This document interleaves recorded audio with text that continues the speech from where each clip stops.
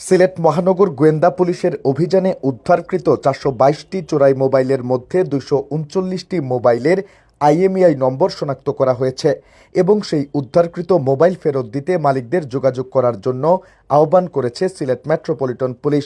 রবিবার গণমাধ্যমে প্রেরিত এক বিজ্ঞপ্তির মাধ্যমে এই তথ্য নিশ্চিত করা হয়েছে।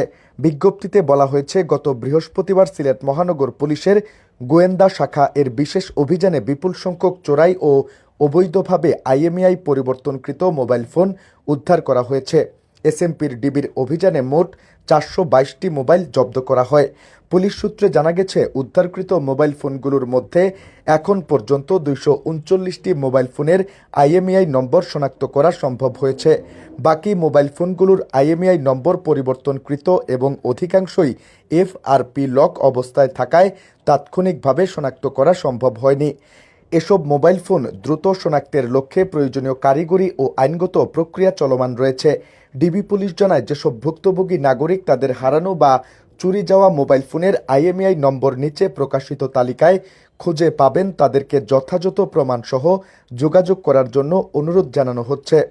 মোবাইল ফেরত পেতে আবেদনকারীদের নিম্নোক্ত কাগজপত্র সহ যোগাযোগ করতে বলা হয়েছে।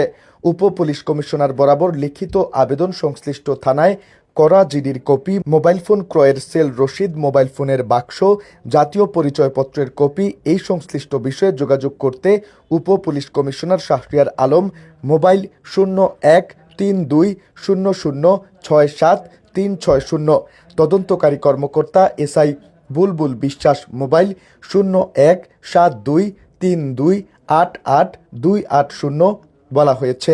ডিবি পুলিশের পক্ষ থেকে জানানো হয়, উদ্ধারকৃত মোবাইল ফোনগুলোর প্রকৃত মালিকদের শনাক্ত করে আইন অনুযায়ী মোবাইল ফোন হস্তান্তরের প্রক্রিয়া চলমান রয়েছে। একই সঙ্গে চোরাই মোবাইল বেচাকেনা ও আইএমইআই পরিবর্তনের সঙ্গে জড়িতদের বিরুদ্ধে কঠোর আইনগত ব্যবস্থা গ্রহণ করা হবে। পুলিশ জনগণকে মোবাইল ফোন কেনাবেচার ক্ষেত্রে সতর্ক থাকার পাশাপাশি মোবাইল হারালে দ্রুত থানায় সাধারণ ডায়েরি করার আহ্বান জানিয়েছে।